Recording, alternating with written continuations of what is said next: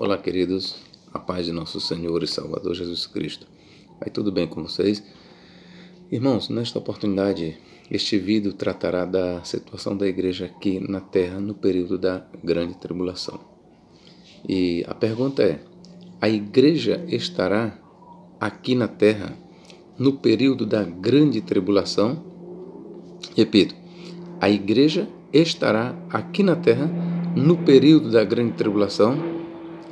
O que ensinou Jesus Cristo e os apóstolos, bem como o Novo Testamento, sobre a situação da igreja aqui na Terra, no período da Grande Tribulação? Este vídeo ele será feito com o objetivo de responder a estas perguntas, ok, queridos? E eu já peço aqui a sua inscrição. Se você ainda não é inscrito, faça a sua inscrição.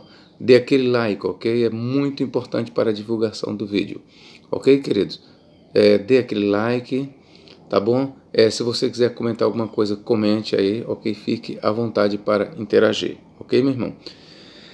Também divulgue este vídeo. E também eu peço que você assista esse vídeo na íntegra. Ok, irmão? Esse é um tema bastante importante. Escatologia, os senhores já sabem que, tratando-se de escatologia, então nós estamos mexendo num terreno minado. Mas pela graça de Deus, nós recebemos um tal conhecimento ao ponto de satisfazer as curiosidades. Ok? Então nós vamos trabalhar essas perguntas. A igreja estará aqui na Terra no período da Grande Tribulação? O que ensinou Jesus Cristo e os apóstolos sobre a situação da igreja no período da Grande Tribulação? Então vamos trabalhar aqui alguns textos que mostram que a igreja estará sim no período da Grande Tribulação. Ok, meu irmão? Eu sou pós-tribulacionista, eu defendo que a igreja passará por toda a Grande Tribulação e eu vou lhe mostrar, à luz da Bíblia Sagrada, por que eu creio que a igreja passará pela Grande Tribulação. Vamos começar aqui por um texto, Mateus 24, e vamos ler versículos 29 a 31, que diz: Acontecerá então, logo após a tribulação daqueles dias, logo após a tribulação daqueles dias. Outras traduções diz após a tribulação daqueles dias. O sol escurecerá, a lua deixará de brilhar, as estrelas cairão do céu e os poderes dos céus serão abalados. Então aparecerá no céu o sinal do Filho do Homem, e todas as tribos da terra se lamentarão e verão o Filho do Homem vindo nas nuvens do céu com poder e grande glória. Versículo 31. Sublinhe bem, ou prestai bem atenção à leitura do versículo 31. E, ao forte som da trombeta, ele enviará seus anjos, e eles reunirão os seus escolhidos. Guarde bem esta palavra, escolhidos, ok, queridos? Escolhidos, dos quatro ventos, desde uma extremidade dos céus até a outra. Ora, meus irmãos, o que está em foco aqui? A reunião dos escolhidos de Deus. Onde eles se encontram? Nos quatro cantos da terra. Quando se dará essa reunião? Ora, de acordo com a leitura que fizemos, essa reunião se dará, é só você ler o versículo 29, acontecerá então logo após a tribulação daqueles dias. Então, essa reunião dos eleitos ou dos escolhidos, ela se dará após a grande tribulação narrada por Jesus Cristo. Após a tribulação é que os escolhidos de Deus serão ajuntados, serão reunidos desde os quatro cantos da terra. Serão reunidos por quem? Pelos anjos. Anjos estes que serão comandados pelo Senhor. Quero ler aqui mais uma vez o versículo 30. Então aparecerá no céu o sinal do Filho do Homem, e todas as tribos da terra se lamentarão e verão o Filho do Homem vindo nas nuvens do céu com poder e grande glória. Essas tribos da terra aqui se referem às tribos de Israel. que o autor está dizendo aqui é que a nação de Israel contemplará a Cristo quando ele vier. Ok? Versículo 31. E ao forte som da trombeta, ele enviará, Cristo enviará os seus anjos, e eles, os anjos, reunirão seus escolhidos, tá bom? Escolhidos, dos quatro ventos, de uma extremidade dos céus até a outra. Então, esta reunião aqui, queridos, não é outra coisa senão o arrebatamento da igreja. Repito, esta reunião aqui dos eleitos, desde os quatro cantos da terra, não é outra coisa senão o arrebatamento da igreja. E eu vou lhe provar isso aqui. Vamos para 2 Tessalonicenses, que Paulo usa a expressão reunião para o arrebatamento. Segunda carta de Paulo aos Tessalonicenses.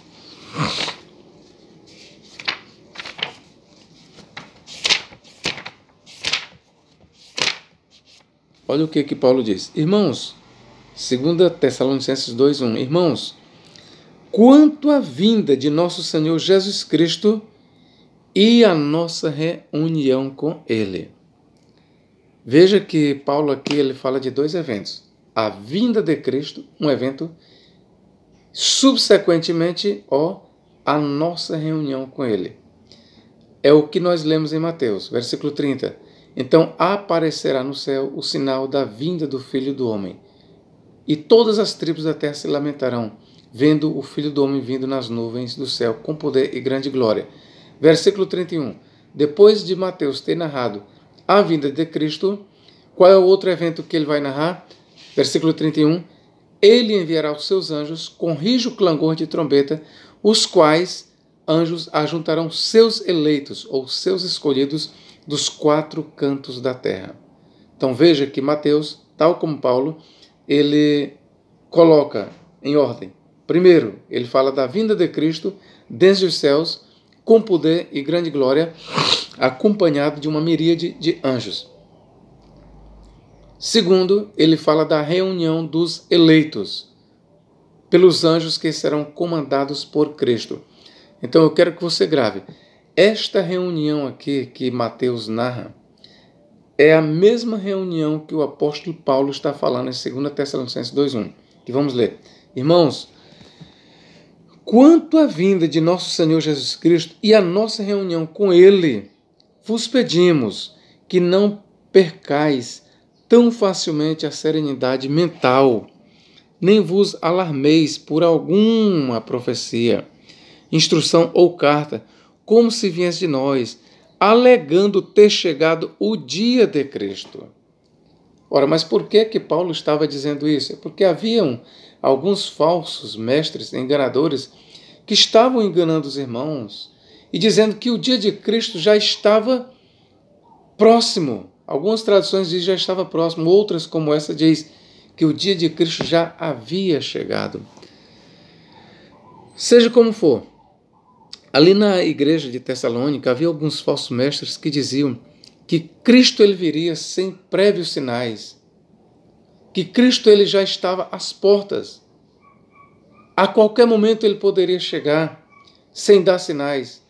Mas o apóstolo Paulo ele é bem claro em dizer, olha, versículo 1, vou voltar. Irmãos, quanto à vinda de nosso Senhor Jesus Cristo, e a nossa reunião com Ele, que trata-se do arrebatamento da igreja, 2, ok? Quando é que isso acontecerá? A vinda de Cristo e a nossa reunião com Ele, ou seja, o arrebatamento dos santos para encontrar o Senhor nos ares.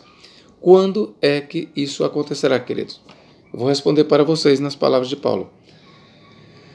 Versículo 3. Que de nenhum modo alguém vos engane, pois primeiro virá a apostasia, e será revelado o homem do pecado, o filho da perdição. Ora, o que Paulo está dizendo? Que a vinda de Cristo e a nossa reunião para encontrar-se com Ele nos ares não acontecerá. Esses dois eventos, vinda de Cristo, seguida imediatamente do arrebatamento da igreja para encontrá-la nos ares, isso não acontecerá sem que primeiro venha a apostasia.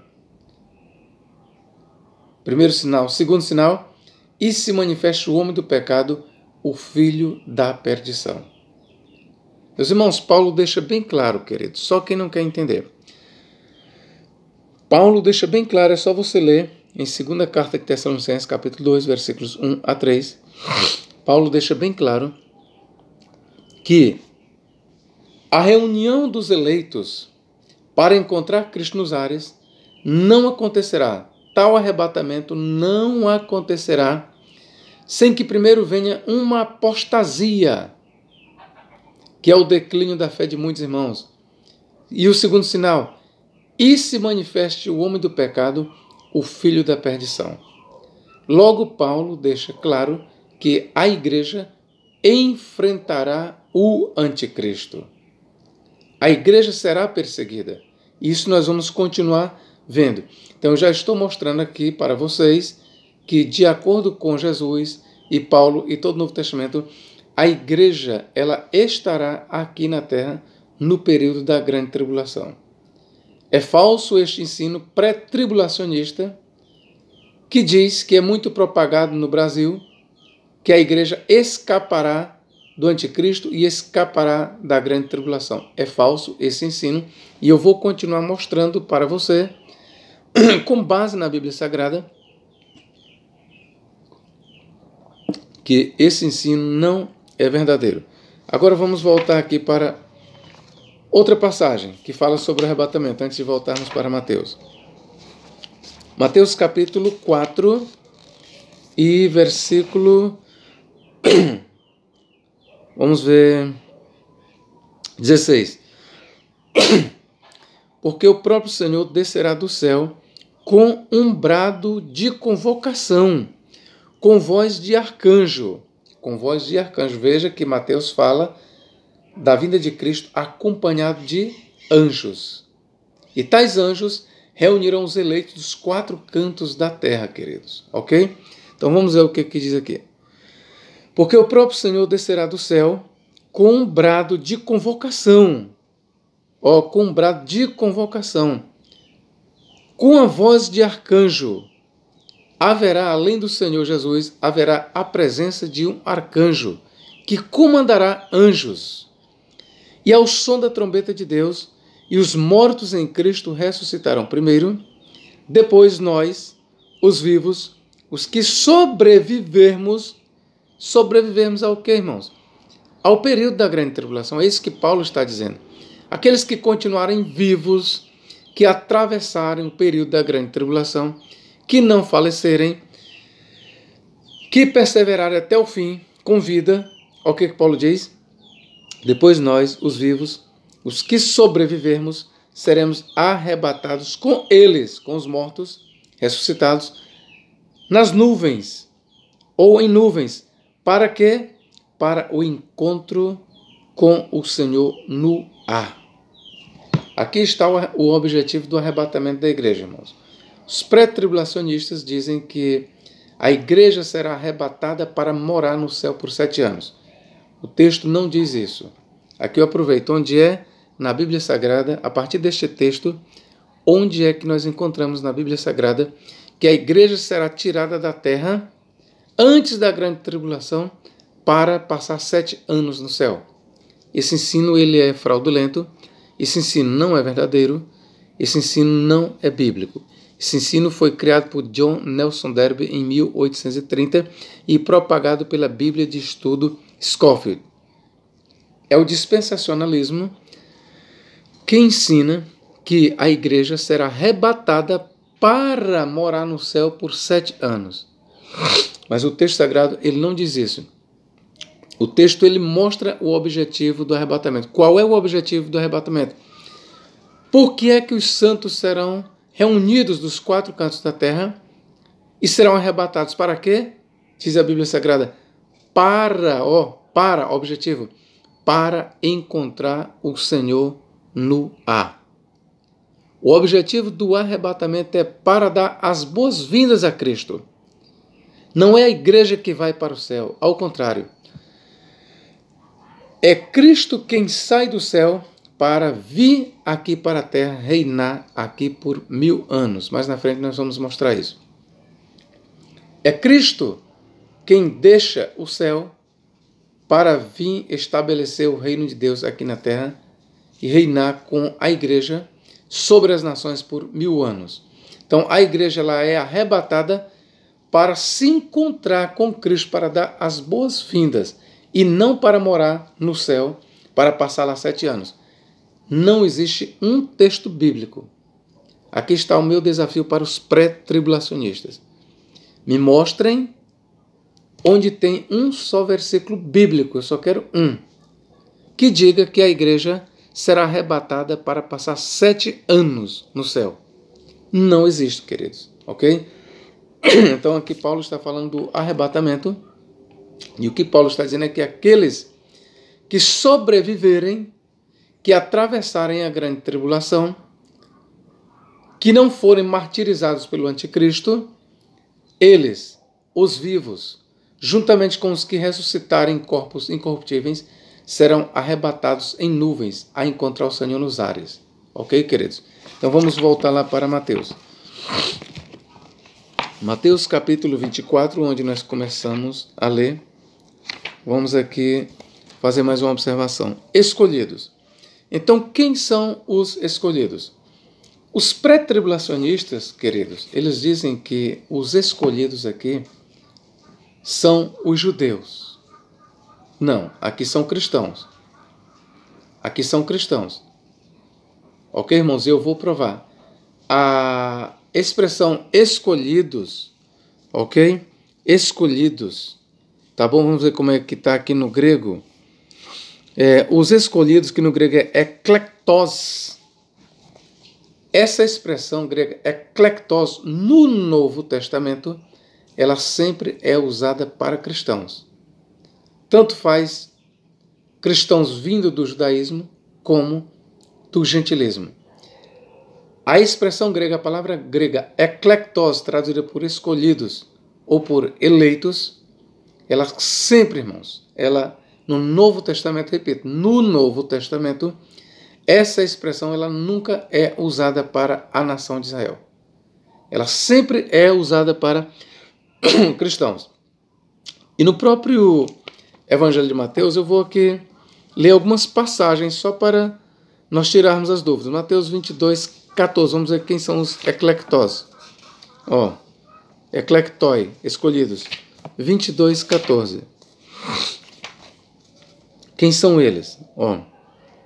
Chamados. Porque muitos são chamados, mas poucos são os escolhidos. Aqui eu te pergunto, quem são os escolhidos aqui? Mateus 22, 14. Quem são os escolhidos aqui? É a nação de Israel? Não.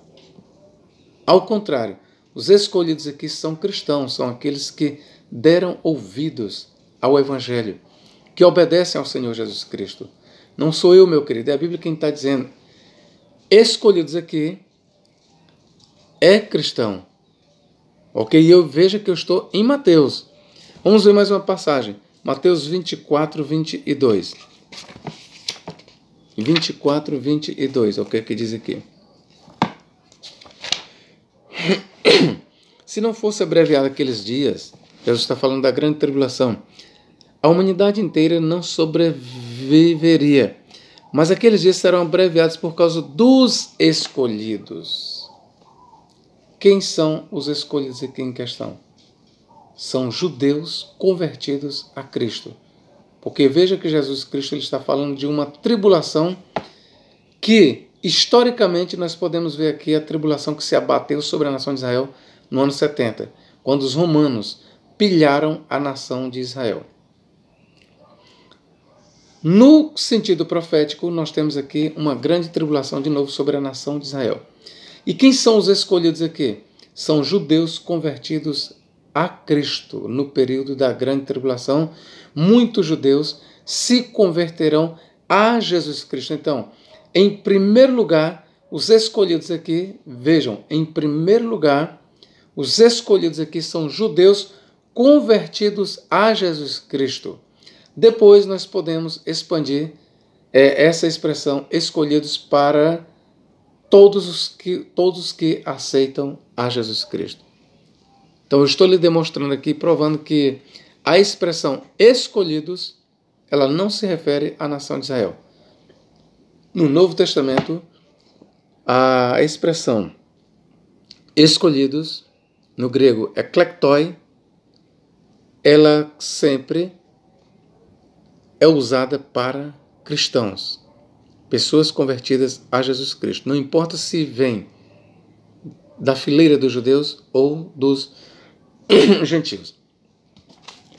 Vamos continuar lendo aqui. Versículo 24 do mesmo capítulo 24 de Mateus. Olha o que diz ainda aqui mais. Realmente surgirão falsos cristos e falsos profetas que vão realizar tão grandes sinais e prodígios que, se fosse possível, enganariam até os escolhidos. Irmão, você que tem lido esse texto, quem são os escolhidos para você? Eu lhe pergunto, quem são os escolhidos para você aqui? São os cristãos. Você responde, são os cristãos. E você respondeu certo. Os escolhidos aqui em questão são os cristãos. Eu estou te mostrando aqui no Evangelho de Mateus apenas que a expressão escolhido sempre se refere a cristãos.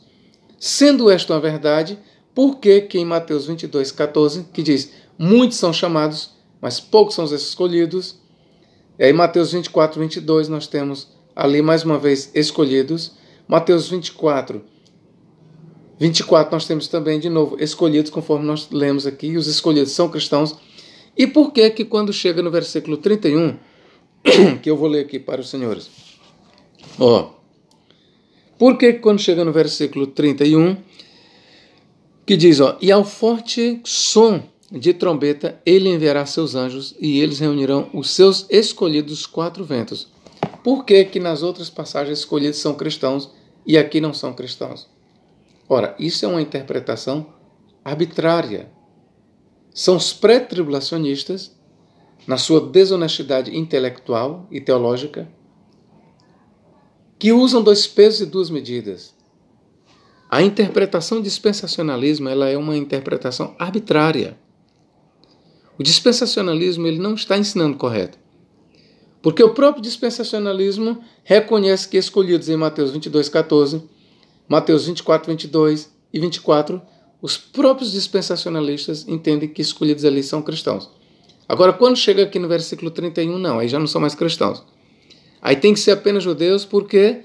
Porque tem que satisfazer o ensino distorcido deles, de que a igreja não passará pela grande tribulação.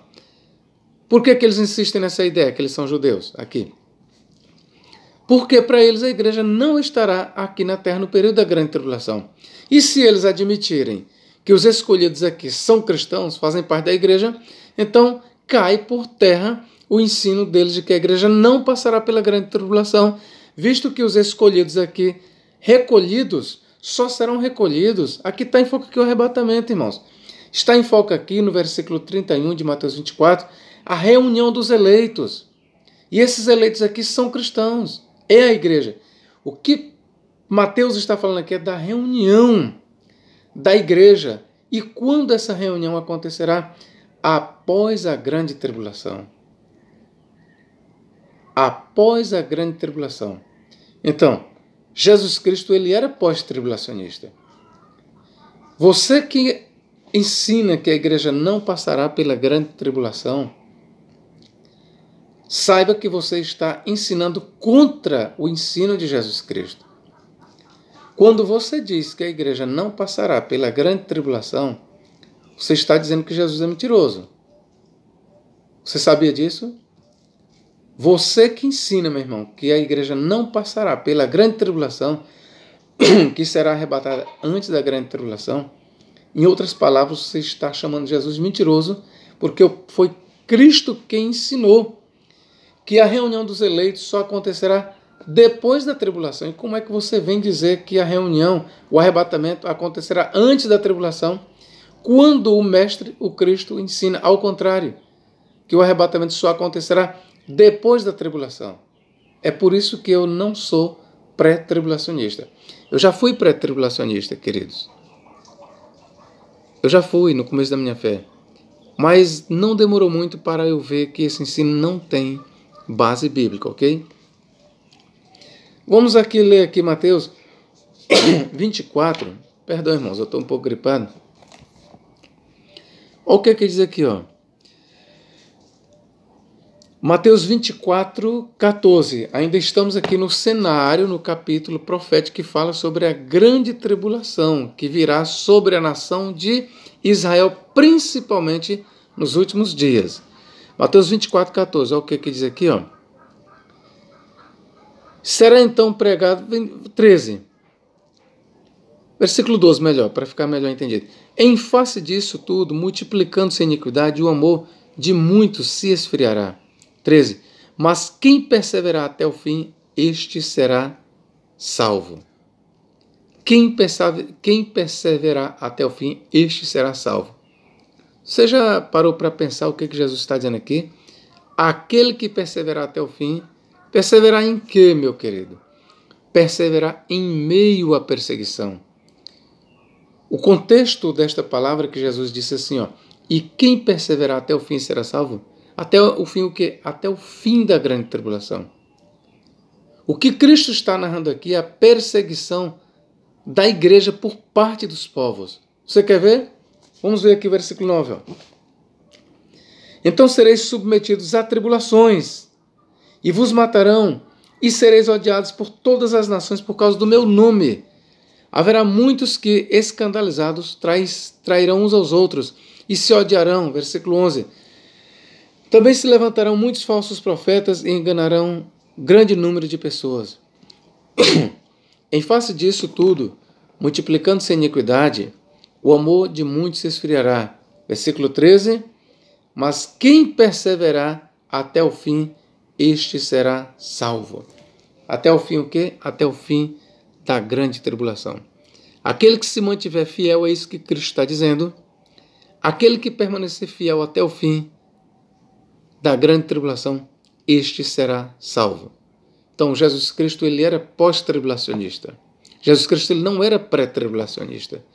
O Novo Testamento não é pré-tribulacionista. Esse ensino tem que ser rejeitado, ok, queridos? Vamos aqui. Eu quero comparar o que Mateus diz aqui com Lucas. Ó, quando ele diz, aquele que perseverar até o fim, esse será salvo. Como é que Lucas fala aqui? Ó? Veja que perseverar até o fim é perseverar até o fim da grande tribulação. Como é que Lucas diz aqui? Vamos lá. Vamos ver se eu encontro facilmente o que Lucas está dizendo aqui. Ó, Lucas, capítulo 21. Aí eu vou ler aqui dos versículos 25 para você entender. Haverá sinais no sol e na lua e nas estrelas, e na terra, angústia das nações, em perplexidade pelo bramido do mar e das ondas. Homens desmaiarão de terror na expectação das coisas que sobrevirão ao mundo, porquanto os poderes do céu serão abalados. Versículo 27.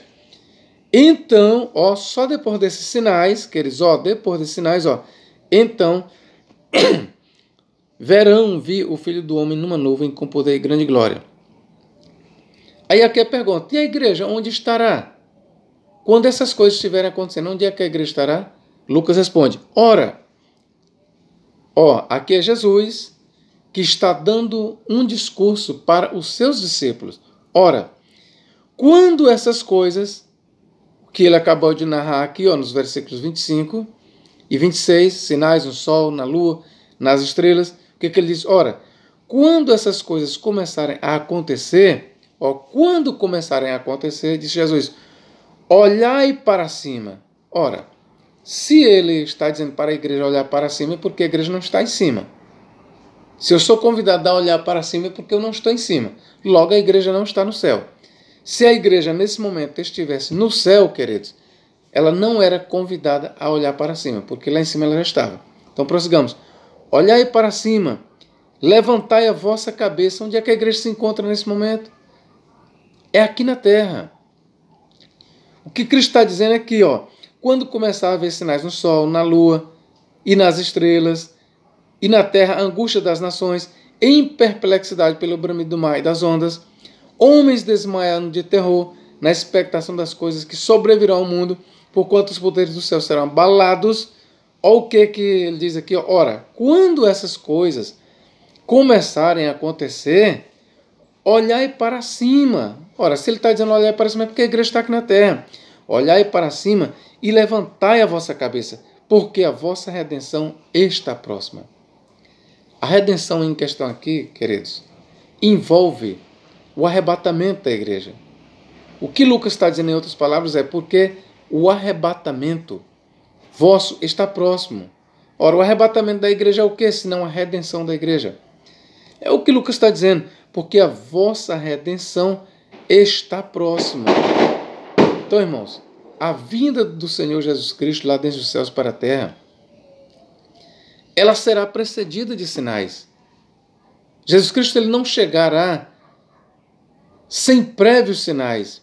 Antes de Cristo vir aqui, haverá sinais, conforme eu já li nos versículos 25 e 26. E os discípulos, a igreja que estará aqui na terra, ela não saberá a hora e o dia exato, o momento exato da vinda de Cristo. Ninguém sabe, apenas Deus, o Pai. Não os anjos, nem o Filho, mas unicamente o Pai.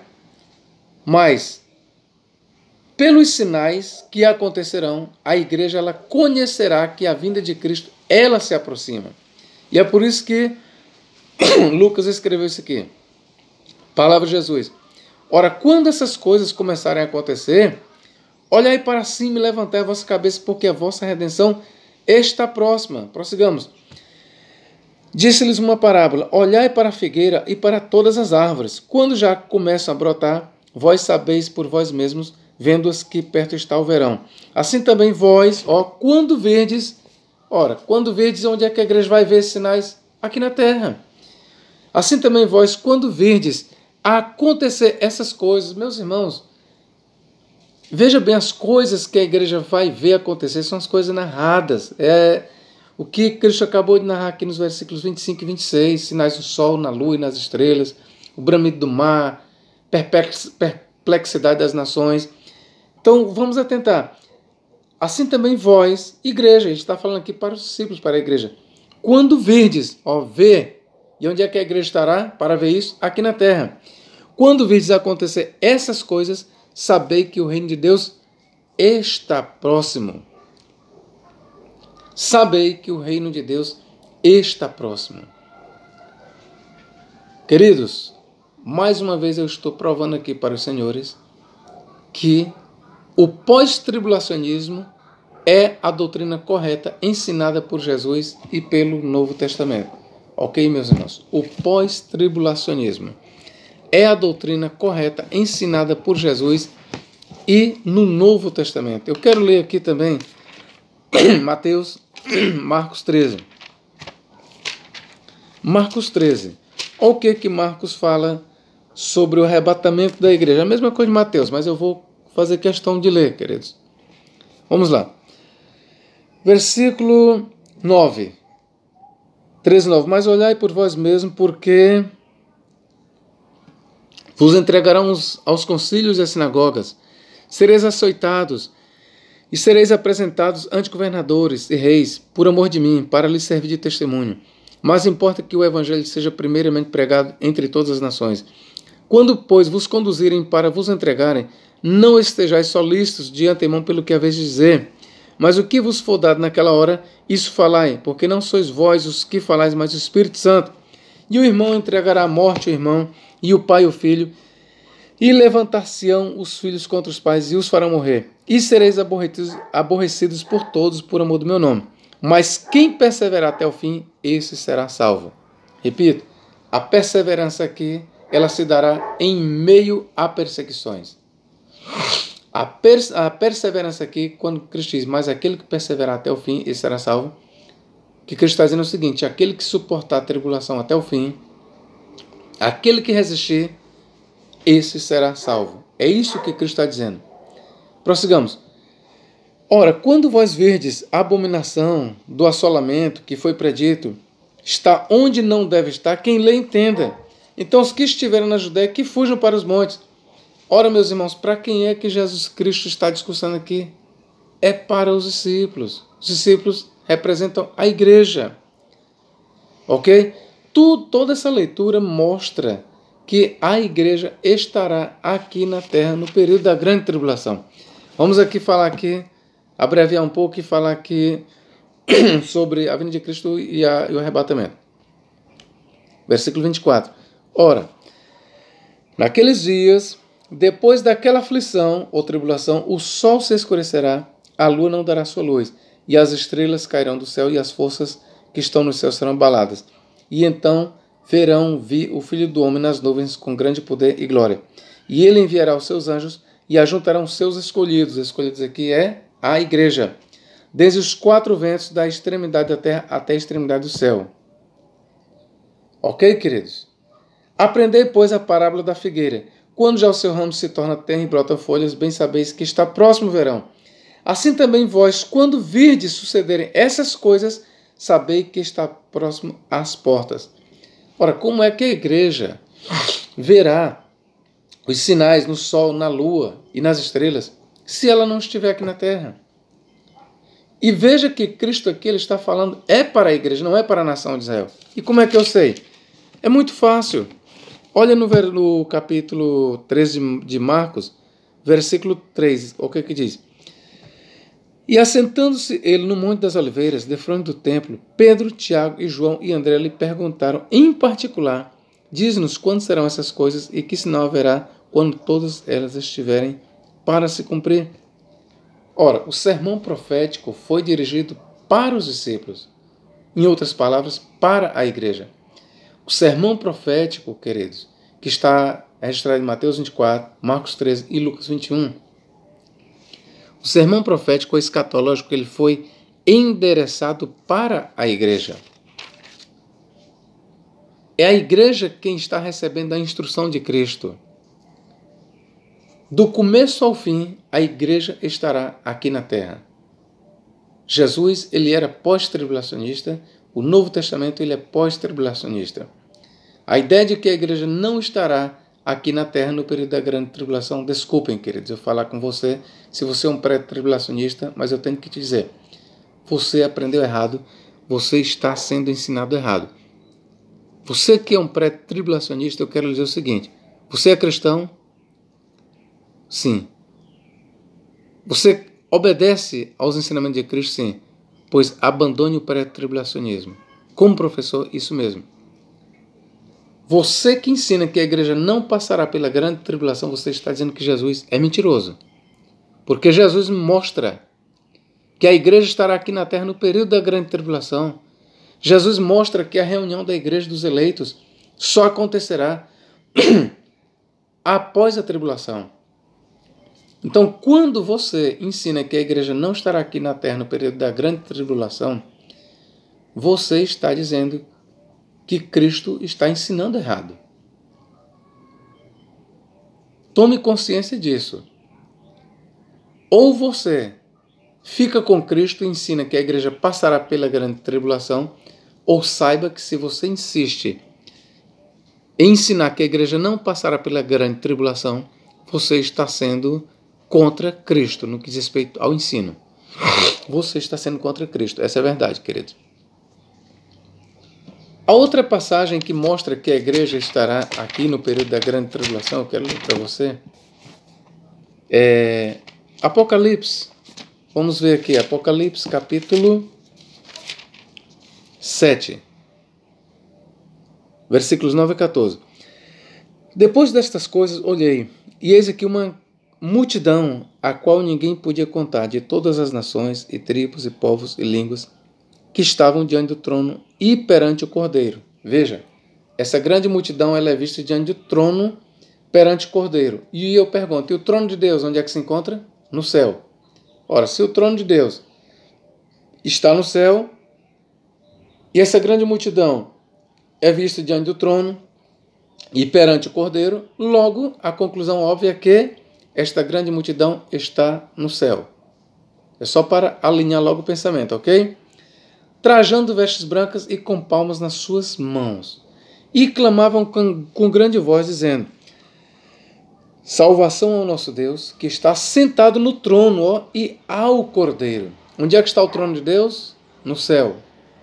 E a grande multidão está diante do trono. Então a grande multidão está no céu. E todos os anjos, ó, estavam ao redor do trono, e dos anciãos, e dos 4 animais, e prostraram-se diante do trono sobre seus rostos e adoraram a Deus. Queridos, o que nós temos aqui é uma cena celestial, dizendo: amém, louvor e glória e sabedoria e ações de graças, e honra e poder e força ao nosso Deus para todo sempre. Amém. E um dos anciãos me falou, dizendo: estes que estão vestidos de vestes brancas, quem são e de onde vieram? Outra tradução diz: e de onde estão vindo? Sim, porque a cena que João está contemplando aqui, eu quero só lhe dizer que a grande tribulação ainda não tinha acabado. A cena que João contempla aqui, a grande tribulação, ainda estava em curso. O anticristo ainda estava perseguindo a igreja. O anticristo ainda não tinha sido lançado no lago de fogo. A grande tribulação ainda estava em curso quando João contempla essa grande multidão de mártires no céu. Então prossigamos. E um dos anciãos me falou, dizendo: estes que estão vestidos de vestes brancas, quem são e de onde vieram, ou de onde estão vindo? E eu lhes disse: Senhor, tu sabes.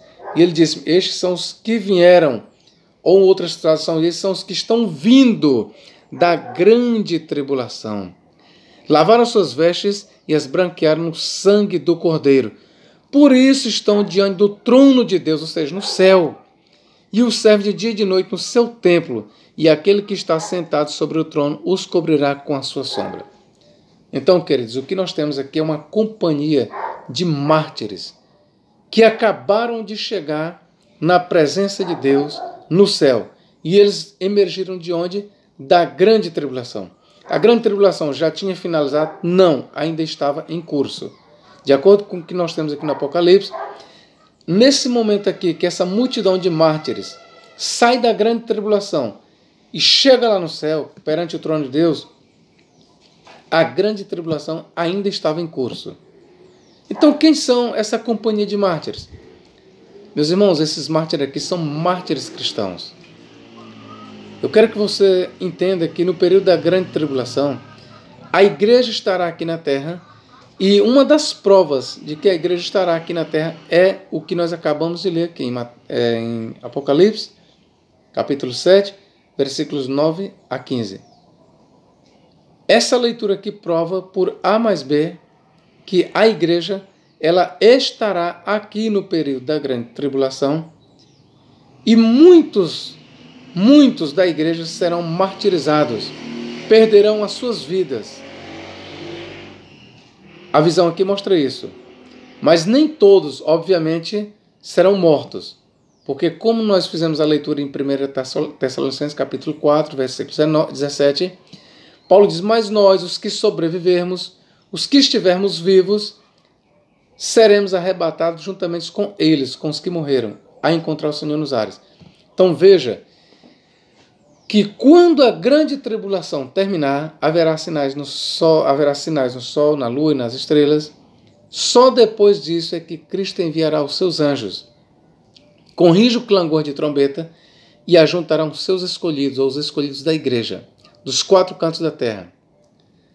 E é neste momento, após a tribulação ter passado, que se dará o arrebatamento da igreja. Então, a grande multidão de mártires que nós vemos aqui faz parte da igreja. Aqui não são pessoas convertidas depois do arrebatamento da igreja, como equivocadamente ensina o pré-tribulacionismo. O pré-tribulacionismo, ele se recusa a ver aqui nesses mártires a igreja. Mas a verdade é que nós temos aqui a igreja martirizada. A igreja que será morta no período da grande tribulação é vista aqui diante do trono de Deus. Aqui nós temos as almas, os mártires. Não se trata aqui de mártires ressuscitados. Aqui ainda não aconteceu a ressurreição, irmãos. Aqui ainda não aconteceu a ressurreição. É bom que se diga, essa visão aqui que nós temos é de almas ou de espíritos que se encontram no céu no período da grande tribulação. Enquanto a grande tribulação está em curso, muitos que são feitos mártires, eles não vão para o Hades, mas eles ascendem diretamente ao trono da glória, à presença de Deus, e lá são recebidos por Cristo. Outro versículo que prova que a igreja passará pela grande tribulação. Apocalipse 6, 9 a 11, que diz, e havendo aberto o quinto selo, vi debaixo do altar as almas, dos que foram mortos por amor da palavra de Deus e por amor do testemunho que deram. E clamavam com grande voz, dizendo, até quando, ó verdadeiro e santo dominador, não julgas e vingas o nosso sangue dos que habitam sobre a terra? E a cada um foi dado uma comprida veste branca, e foi-lhes dito que repousasse ainda por um pouco de tempo, até que também se complete o número dos seus conservos e seus irmãos que haviam de ser mortos como eles foram. Aqui nós temos mais uma passagem mostrando que a igreja, sim, ela estará aqui na terra no período da grande tribulação. A leitura deixa claro. E aqui são mártires cristãos. Aqui não são judeus convertidos, aqui não são gentios que se converterão depois do arrebatamento, não. O arrebatamento simplesmente ainda não aconteceu. Apocalipse capítulo... deixa eu ver onde é que eu vou ler aqui. Apocalipse 11. Apocalipse capítulo 13. 13, 7. E foi-lhes permitido fazer guerra aos santos e vencê-los. E deu-se-lhe poder sobre toda tribo e língua e nação. Aqui nós vemos a besta com o poder de vencer os santos. E quem são os santos aqui em questão?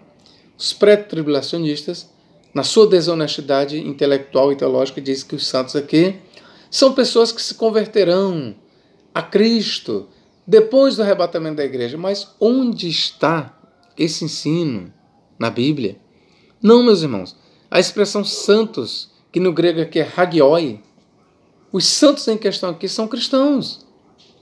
E não adianta os pré dizer, não, mas aí tem que ser convertidos a Cristo, que não fazem parte da igreja, porque a palavra igreja, ela não figura entre os capítulos 6 a 19 de Apocalipse, portanto os santos aí não fazem parte da igreja, porque se fosse a igreja, estaria a palavra igreja.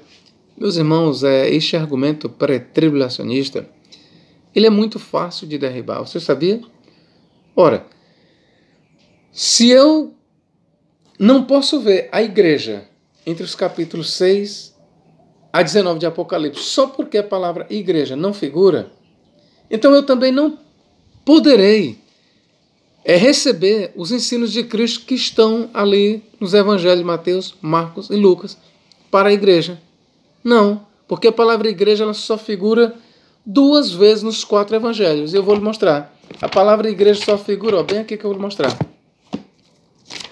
Mateus capítulo 16, que diz, e as portas do inferno não prevalecerão sobre a minha igreja. Aqui é a primeira ocorrência da palavra igreja. E a outra, vamos ver se eu encontro aqui com facilidade. Mateus, e a outra é aquela que diz, queridos, e se não ouvir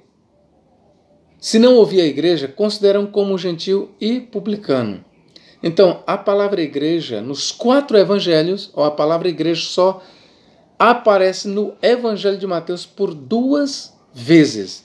Vamos ver se eu encontro bem aqui, que eu gosto sempre de estar lendo para os irmãos. Não estou encontrando, mas é isso bem aqui, irmãos. A palavra, pronto. Mateus 18, 17. E se não escutar, diz-o à igreja. Aqui é a segunda ocorrência da palavra igreja nos 4 evangelhos. E lembre-se, apenas no evangelho de Mateus, os 4 evangelhos, apenas Mateus menciona a palavra igreja, que no grego é eklesia. É aqui, em Mateus 18 e 17, e a outra ocorrência é aquela que ele diz, pois eu também te digo que tu és Pedro, e sobre esta pedra eu edificarei a minha igreja. Somente aí, e somente em Mateus 18, 17 figura a palavra igreja. E aí, pré-tribulacionista? Como é que fica?